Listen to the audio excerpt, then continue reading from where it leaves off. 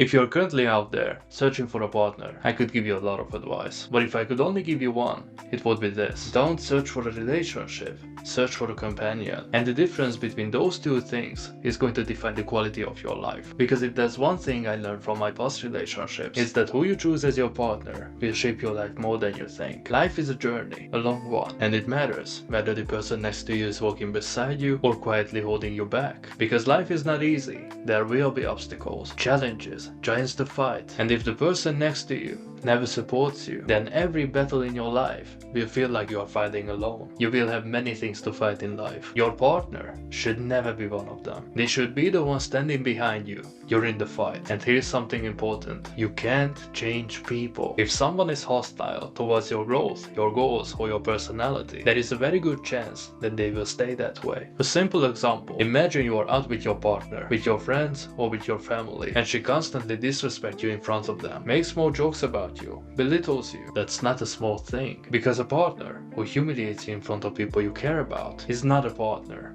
That's a dead weight. Or imagine you decide you want to change something in your life, your health, your style. Maybe you want to start a new hobby or return to an old one that used to make you feel alive. But every time you try, your partner complains, mocks you, or tells you how pointless it is. At that point, you have to ask yourself something very honestly. Are we actually compatible? You have probably seen those old couples, the ones where you can instantly tell they don't even like each other. They sit next to each other in silence, cold, distant, but they stay together. Not because they love each other, but because they are too afraid to admit that they should have never been together in the first place. And I don't believe those relationships become like that over time. I believe they were always like that. Time just amplified it, because time is an amplifier. If two people secretly resent each other, that resentment will only grow until one day they look at each other and they see nothing but wasted years. Here's another example. Imagine you enjoy driving your car, not dangerously, but enthusiastically, because that's why you bought the car. You enjoy the machine, the feeling it gives you, but every time you start enjoying the drive, your partner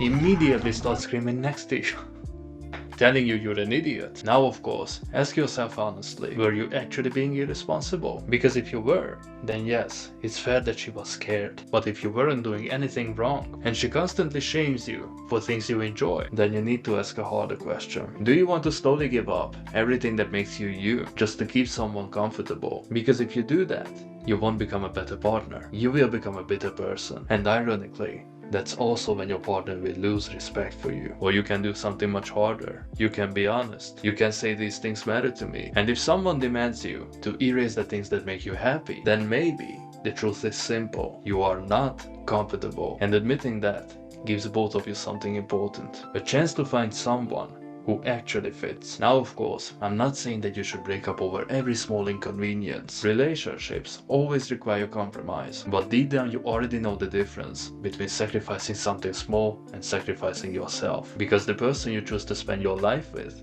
will shape your future. And I'm pretty sure you don't want someone who brings chaos in your life. You want someone who brings peace, someone who helps you paint the most colorful painting possible, not someone who constantly tries to tear the canvas.